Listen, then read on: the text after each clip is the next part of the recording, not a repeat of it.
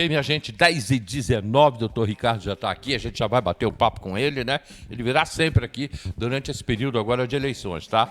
Arthur Nequemi já chegou agora, mas que assunto, gente? Hélio Zé Vicente, hoje é difícil, muitos se expõem em redes sociais, até porque muitas pessoas vivem sozinhas, não tem com quem conversar. É verdade, tá? Mas aí vão para as redes sociais e começam a botar seus sentimentos para fora, isso é muito, muito perigoso. Mas voltando lá, Marcos Verlick, Hélio, tem um esgoto a céu aberto aqui na Fazenda Hermitage. Eu já recebi as imagens, tá? Eu já tenho as imagens, já vou entrar com isso. Maria Felício, lá do Rio de Janeiro, bom dia, Hélio. Marisa Furtado, bom dia. Zé Vicente...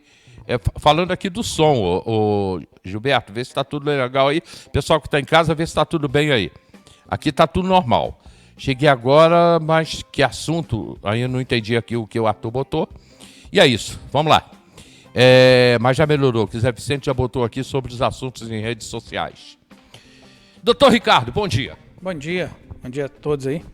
Período agora, período eleitoral, um período em que as pessoas têm que saber, até que ponto tem que saber. Primeiro eu acho que tem que votar, não pode dizer não. Né? Exatamente. Não pode dizer não. E tem que saber em quem votar, buscar o bom candidato. O que as pessoas têm que ver primeiro no candidato? Primeiro, assim, precisam saber a função de cada um, de cada cargo que ele está ocupando. Né? É a questão do legislativo, que seriam os vereadores, né? Saber qual é a função do vereador, que isso falta muito, as pessoas não entendem muito isso.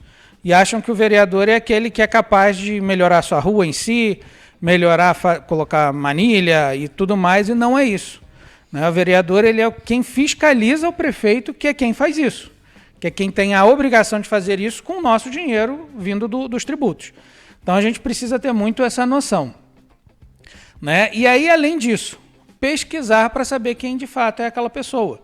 O que ela já fez, o que ela já trabalhou, se ela já, mesmo sem cargo, se ela já foi uma pessoa que você vê que é uma pessoa que está preocupada com o interesse público, que está preocupada com a cidade e tudo mais, para aí sim buscar. E hoje você tem muitos mecanismos para isso. Né? Antigamente você não tinha tanto, mas hoje no site do TRE, no site do TSE, por exemplo, a partir do momento em que tiver o registro do candidato, ali você vai ter quase que um histórico desse candidato. Saber os bens que ele tem, isso já ajuda muito. Saber quais são os pontos, e aí para prefeito principalmente, qual é o plano de governo dele, o que ele quer fazer, ele tem hoje a obrigação de apresentar isso. Né? Então isso é importantíssimo para a gente poder ir atrás e saber quem se encaixa mais no perfil que eu quero, por exemplo, para ser o vereador, para ser o prefeito. Isso a gente precisa entender bem. Ricardo, a gente vive aqui em Teresópolis, não vou entrar no assunto quebra-molas, eu estou no assunto eleições. A gente vive aqui em Teresópolis, a cidade dos quebra-molas. Você sair de Pimenteiras até chegar na Doutor Oliveira, Pimenteiras, Doutor Oliveira, são 14 quebra-molas. E para você chegar de Pimenteiras até o centro da Várzea, são 21 quebra-molas. Que isso. Então, a gente vive na cidade do quebra-molas. Eu digo que quebra-molas mostra a incompetência do prefeito, qualquer prefeito, de gerenciar o trânsito da sua cidade. Então, como ele não tem condições de gerenciar o trânsito, ele mete quebra-molas. Só que as pessoas, elas fazem o seguinte: vereador, eu preciso de um quebra-molas em frente à minha casa. Bota um quebra-molas. Aí o vereador vai, pede e coloca o quebra-molas. Eu queria chegar nisso. Eu só falei antes aqui sobre o excesso de quebra-molas. Mas quebra-molas aqui em Teresópolis é voto para vereador. Sim, infelizmente é verdade. Né? E muito por isso, por conta da incompetência. E entrando exatamente nessa questão, muitos votos para os vereadores, de modo geral, eles vêm exatamente pela incompetência do poder público. Por exemplo, é a questão do quebra-molas, é a questão de se pedir para fazer um exame, e aí vai o vereador e consegue o exame na Secretaria de Saúde, porque muitas vezes eles trabalham querendo que o poder público seja incompetente no que ele faz, para ele ter alguma moeda de troca. Quando o ideal não seria isso. Né? O ideal seria o vereador fiscalizar, exigir a melhoria, e com uma cidade melhor, com mais pessoas sendo bem atendidas, as pessoas vendo o trabalho que está sendo feito, elas continuariam votando naquele vereador. Mas, infelizmente, não é. E aí se torna muito mais fácil você pedir para que se coloque um quebra-molas, se torna mais fácil você pedir para que faça um exame, se torna muito mais fácil uma moeda de troca ali no voto. O que é um absurdo, porque nunca vai resolver o problema da administração pública. Você sempre está querendo criar essas soluções simples, fáceis, que não resolvem. Uma cidade, exatamente, entrando nessa questão do quebra-molas, uma cidade que seja eficiente em relação ao trânsito, você praticamente não vai ter quebra-molas. No máximo, em algumas ruas que precisam de uma velocidade muito reduzida, tipicamente residenciais, um ou outro, e acabou. O resto não precisa, mas tem porque é mais fácil de se conseguir o voto. Exatamente. As duas funções principais, quer dizer, duas das funções principais do vereador, eu vejo como a fiscalização, e aí eu queria que você explicasse o que é a fiscalização do executivo, do prefeito, né? E a outra seria criar projetos, criar leis, projetos. Eu queria que você explicasse uma e outra coisa, por favor. Então, o vereador é para criar leis para a cidade. Até porque tudo que é feito na cidade, no serviço público de modo geral, ele precisa ter autorização legal. É diferente do que a gente conhece muitas vezes. Se não está na lei, eu posso fazer o que eu quiser. No serviço público não é assim. Eu só posso fazer o que a lei me determina a fazer. E aí o vereador tem que fazer. Então ele cria a lei para autorizar o serviço público que tem que ser feito. Tudo isso tem que ser feito através da legislação, que é o trabalho do vereador. Além disso, ele tem a lei, que é a lei orçamentária, que é através dessa lei orçamentária que o prefeito vai agir. É o dinheiro que a prefeitura tem. Isso, exatamente. É o dinheiro que a prefeitura tem para trabalhar e que quem decide isso são os vereadores. Né? O processo, só sendo bem rápido em relação a isso, o processo o prefeito encaminha esse projeto de lei orçamentária para a Câmara de Vereadores e quem decide são os vereadores. Eles é que vão dizer, vai gastar tanto na saúde, vai gastar tanto no programa X da educação. É isso que a Câmara vai fazer. E depois que ela aprova a lei orçamentária e aprova as leis que vão reger esses programas, esses projetos, tudo isso, ele vai e fiscaliza se aqueles recursos estão sendo realmente destinados para os locais corretos, para onde o vereador determinou que seja feito, para onde o vereador, que eu digo a Câmara, né? Porque ali é uma votação da maioria, a maioria tomou aquela decisão, então vai para aquele programa, o vereador vai fiscalizar para saber se realmente está indo para lá. Essa que é a função do vereador, nada além disso. Né? Acaba indo além por conta dessa ineficiência. Criar um projeto turístico, um projeto de saúde, um projeto de educação, isso seria do vereador também? Isso seria do vereador. Ele é quem diz, porque ele é quem diz, olha, vai gastar tanto na questão dos resíduos, então eu vou criar um projeto, vou dizer de onde vem o dinheiro, como que vai gastar esse dinheiro, isso tudo o vereador que faz. O prefeito apenas, a regra seria essa, o prefeito apenas executa o que a Câmara de Vereadores está determinando que seja feito. Deu para entender aí, pessoal, o que é a função de um vereador? A função do prefeito é executar, né? Tá aí, ele é o líder do executivo, então a função dele é executar, ou seja, fazer obras, fazer projetos, realizar escolas e postos de saúde, hemonúcleo, que o nosso está fechado aí há 3 anos e meio. Absurdo, né? É absurdo isso, né? Uma última pergunta ao doutor Ricardo. Doutor Ricardo vai vir sempre aqui, tá? Durante esse período, a gente vai estar sempre com ele aqui. Nós temos 19 vereadores. Vamos agora, a partir do ano que vem, serão 21 vereadores. Como poderiam ser 17, como poderiam ser 15. As pessoas dizem o seguinte, vai ter mais vereador, vai ter muito mais gasto. Não tem que ter 19, tem que ter 15, tem que ter 13. As pessoas acham que tem que ter menos vereadores. Na sua opinião, politicamente, por que é importante ter mais vereadores ou menos vereadores? E a segunda, o que vai onerar ter 19 ou 21 vereadores? Na verdade, assim, você tem a legislação, a lei orgânica do município, ela já diz que 6% do orçamento tem que ser voltado para a Câmara de Vereadores. Então, tendo mais ou tendo menos, não significa que o custo vai ser muito diferente. Por quê? Independente disso, a Câmara vai ter esse percentual. Se tiver mais, não quer dizer que ela vai ter um recurso voltado um percentual maior para ela, ou tendo menos também não. Claro que ela pode, reduzindo o custo dela, ela utilizar esse valor, devolver esse valor para outros benefícios.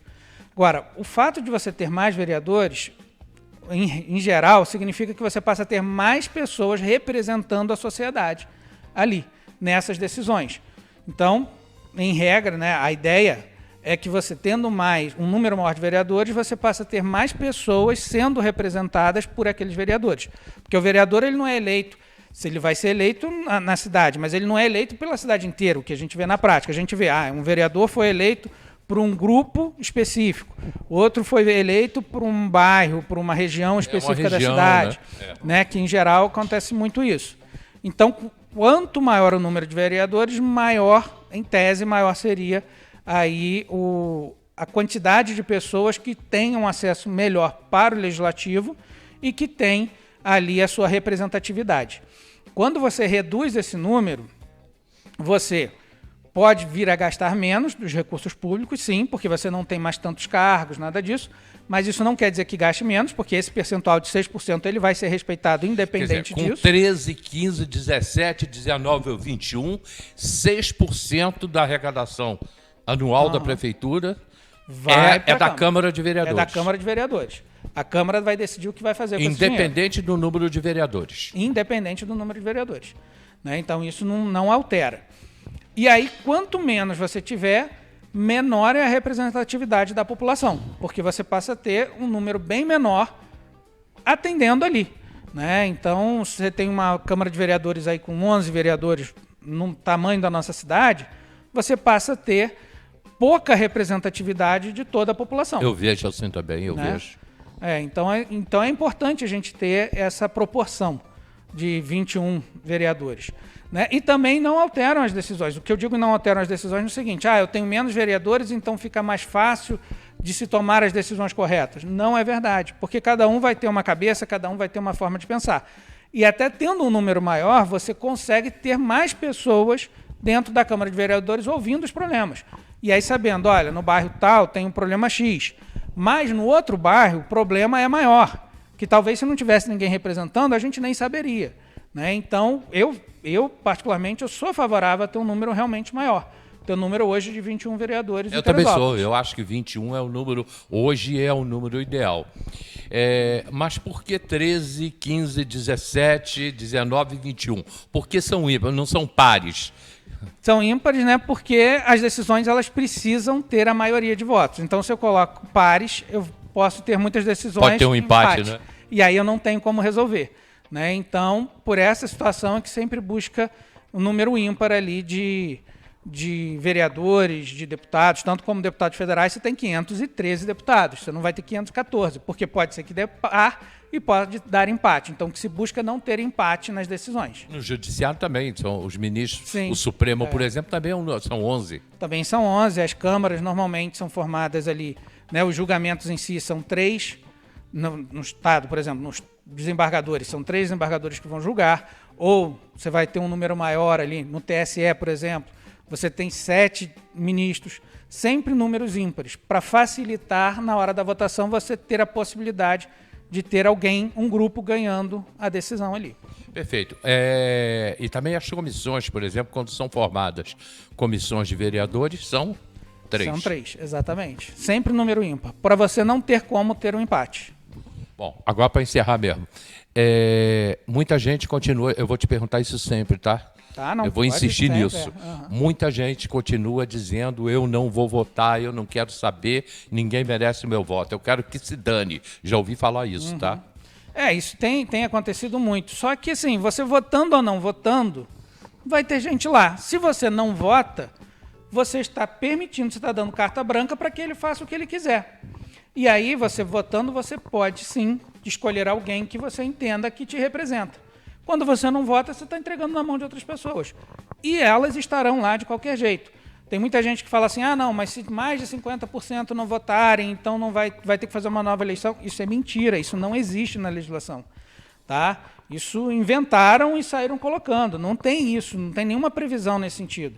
Se você tem um número de votos, sempre vai ter alguém entrando ali. Se você não vota, você está entregando para alguém o direito de escolher no seu lugar. E aí depois você também não vai poder reclamar, porque você não quis participar do processo. Então, até hoje, aqui no Brasil, a gente é obrigado a votar. Mas mesmo que não fosse, eu sempre iria votar, porque eu sempre vou buscar alguém que me represente. Posso ser enganado por ele? Posso, qualquer pessoa pode ser. Mas eu vou lutar para que, se ele fizer isso, eu tire ele de lá e coloque outra pessoa. Mas eu não vou deixar de votar em momento nenhum. Mas eu cobro, tá? Sim. Eu cobro. Não, e tem que cobrar. O edil que eu votei na última eleição, Não. Eu falei, edil, tenta entender aí. A pessoa que eu votei na última eleição, na penúltima eleição, perdão, eu cobrei. Cobrou, né? Eu Tá cobrei. certo, tem que cobrar. Eu fez um negócio aí que eu não gostei, eu fui lá no gabinete, chamei e falei, aqui, eu não gostei disso que você fez, não. Não gostei desse teu voto, não. Tem deputado federal que eu votei e eu questiono, votei na anterior. Na última eu já não votei nele por conta disso. Porque ele tomou decisões que eu não concordei. Então eu mandava mensagem, não concordei, mandava e-mail, tudo isso. Depois até me mandou, perto da eleição, me mandou lá a propaganda dele. A minha resposta foi, não voto mais em você. Até porque eu questionei e você resposta nenhuma me deu. Eu fiz isso também. Pergunta aqui para você, o Jones está perguntando, o governador está para vir a Teresópolis. Vereadores vão estar presentes. Pode? Pode. O que não pode é pedir voto. O governador vindo como governador, é claro, ele pode vir também numa questão de pré-candidatura ou numa convenção partidária, isso ele pode vir e aí os vereadores podem estar lá. O que não se pode fazer é pedir voto. Claro que agora a gente está entrando aí no período das convenções partidárias. E aí dentro do partido, o pré-candidato pode pedir voto, mas ele tem que ficar dentro do partido, dentro da convenção. Ele não pode ir para as redes sociais e pedir voto. Vota em mim na convenção tal. Isso ele não pode fazer.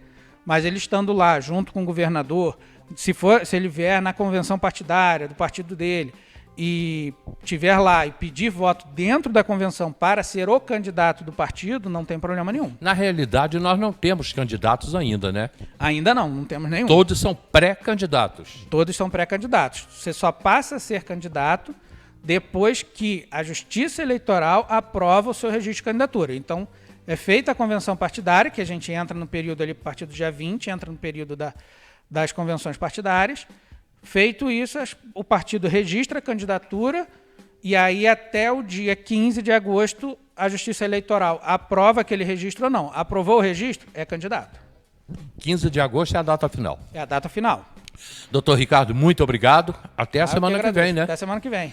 Ele volta aqui a semana que vem, a gente vai mais um bate-papo e buscando e levando a informação para você, ok? Falando sobre eleição, falando sobre política não, falando sobre eleição, né? Que é o assunto que a gente vai viver nos próximos meses. E lembrando, a TV Diário vai transmitir o debates que a gente está se preparando para transmitir o debate. Hoje à noite, ao vivo, o Anderson vai estar entrevistando o pré-candidato a prefeito Leonardo Vasconcelos. Hoje à noite, 19 horas, ao vivo, no podcast, o Anderson conversando com Leonardo Vasconcelos, presidente da Câmara, vereador e pré-candidato à prefeitura. Ok? A gente volta já depois do comercial.